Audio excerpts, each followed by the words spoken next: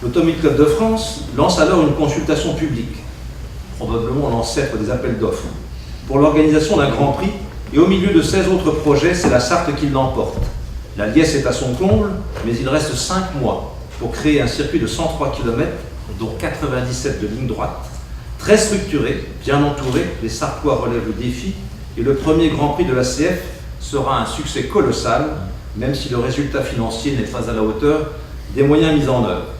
Pour l'occasion est né l'Automobile Club de la Sarthe, qui deviendra l'Automobile Club de l'Ouest, à l'heure où il créera les premiers Grands Prix de France en 1911, 1912, 1913. Renault l'emporte donc en 1906 grâce au chauffeur personnel de Louis Renault, le hongrois Ferenc Szijs, et l'apport technique des jantes amovibles Michelin, invention géniale pour l'époque. Au printemps 49, les 24 heures renaissent dans un circuit flambant neuf, et c'est un spectacle étonnant de voir se mesurer les voitures de nouvelle génération avec celles qui 10 ans plus tôt assuraient le spectacle. Ferrari signe la première d'une légendaire série de victoires. L'Europe va pendant 15 ans dominer la course, avec la France, l'Italie, la Grande-Bretagne et l'Allemagne.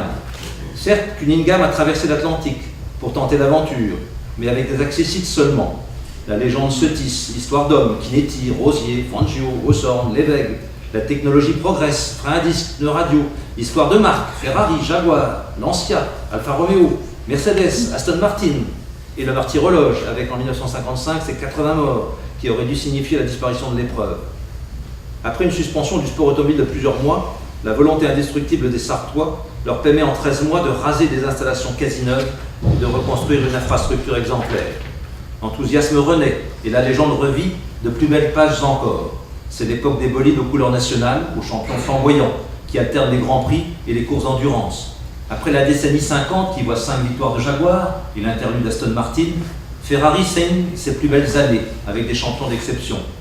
Olivier Gendebien, Paul Frère, Scarfiotti, Bandini, les frères Rodriguez, Philippe, Hockenrindt. La retombée économique des 24 heures du Mans est à ce point exemplaire qu'elle correspond à ce que les Jeux Olympiques auraient rapporté tous les 26 ans au département de la Sarthe, c'est-à-dire 3 fois depuis la création de l'épreuve, et ce sans coûter les sommes pharaoniques qui sont englouties par les pays organisateurs, parfois sans lendemain, pour construire les sites olympiques. Chaque année, c'est une manne de 115 millions d'euros qui s'abat sur la Sarthe et 310 millions qui rentrent dans l'économie française.